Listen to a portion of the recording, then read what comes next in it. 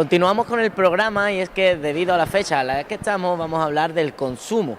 ¿Por qué se da y qué es lo que nos plantea Simón? Muy buenas tardes, ¿qué tal? Buenas tardes, muchas gracias. Pues la verdad es que yo he pensado en hablar del consumo evidentemente por las fechas en las que estamos, donde parece que si algo despunta y algo es característico en estos momentos es justamente la cantidad de gente ingente, las masificaciones que se están formando en algunas zonas comerciales y que nos invitan de alguna manera a entender esto del consumo. Porque si hay algo que ha destacado la sociología contemporánea precisamente es el aspecto, vamos a decir, volátil de la personalidad distribuida, que de alguna manera ha favorecido el consumismo. Es decir, que nosotros cuando consumimos de alguna manera construimos nuestra personalidad con aquello que compramos. Entonces esto sitúa la esfera del problema en la esfera de cómo adquirimos bienes, ¿no? Que es al fin y al cabo lo que es el consumo. Pero si te acuerdas, la semana pasada hablábamos del modelo de elección racional. ¿Pero solo bienes o bienes y servicios también? Cuando hablamos de bienes y servicios, al fin y al cabo, con lo que yo voy a intentar referir es exactamente lo mismo. Vale. Es decir, yo adquiero un bien porque yo lo considero un bien y bajo el modelo de elección racional, que es el que el otro día comenté con el tema del riesgo, lo que hacemos es un cálculo de costes y de beneficios, ¿no? En base a un orden de preferencias subjetivamente ordenado. El problema es que este modelo que se extrae de la economía del comportamiento y del modelo neoclásico de la economía tiene ciertos problemas, como ya vimos la semana pasada, ¿no?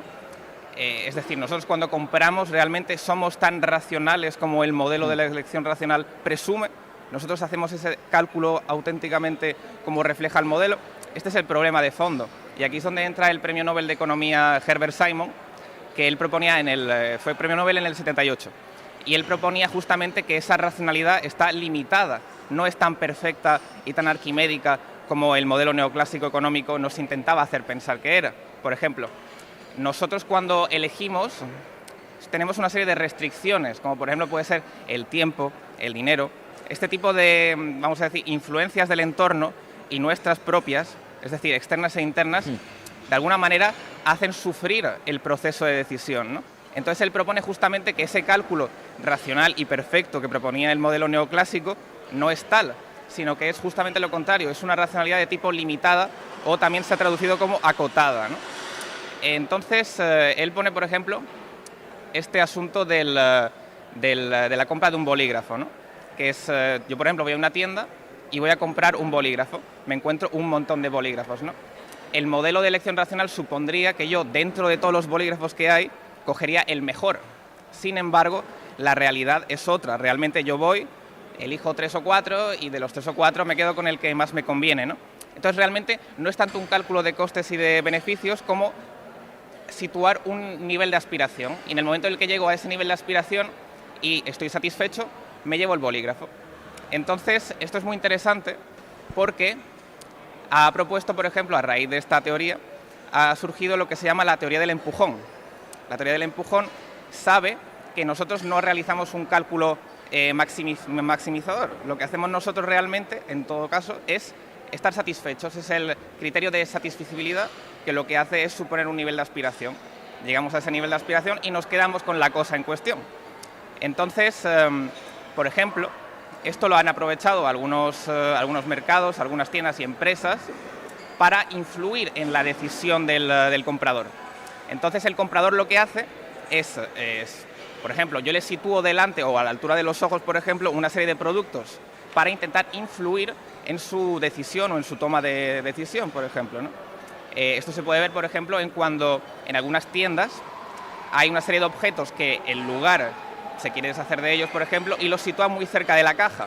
Al situarlos cerca de la caja, lo que hace es satisfacer de alguna manera una necesidad bastante pueril y trivial. En ese sentido, yo llego a la caja, veo una serie de objetos y, digamos, al estar cerca de mí y al ser visualmente objetivos, pues lo que hago es elijo, ¿no? O sea, Claro, y encima tienes poco tiempo para pensar, ¿no? Porque como vas a pagar ya, dices, si quiero me lo llevo y si no, no. No claro. Tienes tiempo para decir, pues, esto me aporta esto, o no debo de llevármelo. Exactamente. De hecho, el tiempo es uno de esos factores restrictivos que hacen que nuestra decisión sea mucho más compleja que lo que el modelo de elección racional propone.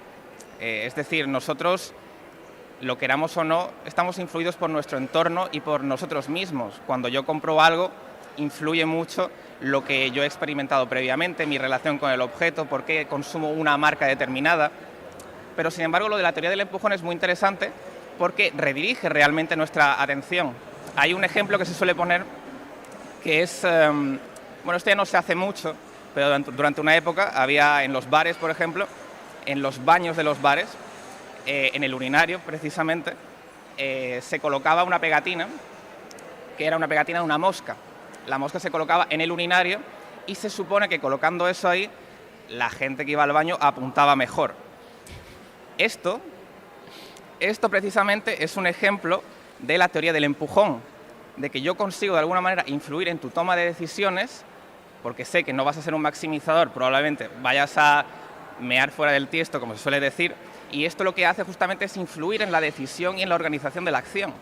Entonces, es una estrategia comportamental, viene de la economía del comportamiento, y lo que hace de alguna manera es influir en nuestra manera de decidir y por lo tanto asumiendo que nosotros no somos ni mucho menos maximizadores, ni optimizadores, ni racionales en el sentido que propone el modelo de elección racional. Claro, es que es imposible también ser racional a la hora de elegir algo que sabes que es totalmente subjetivo, ¿no? Por ejemplo, se me ocurre, el otro día, el sábado que fui a cenar, por ejemplo, fui a tapear, estaba yo ya, que no quería comer más, pero vi que a la mesa de al lado le pusieron una tapita y tal, y la camarera vino, ¿queréis algo más? No sé qué. Pues ya a mí se me antojó eso, ¿no? Podría hacer también un poquito el empujón de... Totalmente, totalmente, es que es exactamente eso. Yo exponiéndote algo que yo sé que es visiblemente sugerente, de alguna manera estoy influyendo en tu capacidad para elegirlo. Si yo, por ejemplo, no pongo algo a la vista, y esto es algo que, digamos, desgraciadamente se ve mucho también en las industrias musicales y cinematográficas, si yo no tengo visibilidad ni en redes sociales, ni en páginas web, ni tengo mi ebook, todo este tipo de cosas, al final, si yo no tengo esa visibilidad, si yo no me hago ver, es muy poco probable que se me consuma como artista, ¿no? Es igual con los alimentos, por ejemplo. Si yo quiero que se consuma un alimento determinado porque tengo un excedente, para incentivar su compra lo que tengo que hacer es mostrarlo, que sea lo primero que tú veas, ¿no? Entonces, es interesante porque de alguna manera nos hace reflexionar sobre nuestra autonomía a la hora de comprar. Yo creo que sí que hay una autonomía y que por eso realmente el empujón de la teoría no es una manipulación, al contrario, es como cualquier manera de influir en el comportamiento de una persona. Lo que pasa es que lo único que te da son incentivos para actuar. Es, por ejemplo, la persona que fuma, esa persona sabe que fumar es malo. Entonces, la elección racional supondría que tú vas a dejar de fumar. Sabemos que no es así, ¿no? Porque hay factores externos e internos que hacen que la decisión sea mucho más compleja. Claro, es como que influye en la balanza que nosotros ponemos de lo positivo a lo negativo, pues si estuviese equilibrada, pues pondríamos más parte en el lado positivo de tengo que comprar esto por esta razón. Claro, exactamente. Es que justamente el modelo de la balanza es el que ejemplifica un poco este cálculo de costes y de beneficios. A mi juicio, digamos, el modelo neoclásico, que es el que hablaba del cálculo de utilidad, ha demostrado tener una serie de problemas, como por ejemplo ¿no? El papel subjetivo del comprador, que es al fin y al cabo lo que intenta solucionar la teoría de la elección del consumidor. Pero, por ejemplo, lo que yo comentaba antes era enfocado hacia cómo nosotros comprando, que este es otro asunto muy interesante también, se ha tratado en filosofía y en sociología, cómo nosotros comprando constituimos nuestra personalidad e identidad. Porque si realmente nos damos cuenta, ¿cómo la podemos constituir si no es consumiendo? Claro. Incluso a la hora de vestir, ¿no? También nos define también un poco nuestra personalidad, el que es más arriesgado, menos arriesgado. Claro, es que hemos hablado alguna vez del problema de digamos, de lo que es natural o artificial, ¿no? Y de que de alguna manera nuestra autenticidad no depende de lo que vestimos o de lo que compramos, pero parece que el sentido de la personalidad contemporánea sí, porque al fin y al cabo depende constitutivamente de esos elementos que componen lo que somos y cómo los adquirimos, comprándolos. Entonces realmente cuando una persona se presenta, por ejemplo, perteneciendo a determinada tribu urbana, que es como se solían llamar antes, ¿no? Presenta una serie de rasgos estéticos y esos rasgos estéticos no han brotado de sí, como por ejemplo una erupción cutánea, todo eso se ha comprado, ¿no? Entonces esto es donde plantea realmente que la personalidad y su autenticidad puede que necesiten una redefinición en unos tiempos donde claramente lo contemporáneo ha influido mucho en lo que es la noción de personalidad. Ya no está tan claro lo que somos y sobre todo está mucho menos claro lo que somos esencialmente. porque realmente todo esto, todo el avalorio, el adorno, es accidental, no es esencial al individuo, pero aún así lo compramos y a través del consumo constituimos nuestra personalidad. ¿Y qué consideraríamos esencial? Esencial podría ser todo aquello que emerja propiamente del ser y no dependa tanto de cómo se explotan los medios naturales, entendiendo por esto la fuerza del trabajo, ¿no? Pero como podemos comprobar es algo muy complicado de definir. Claro.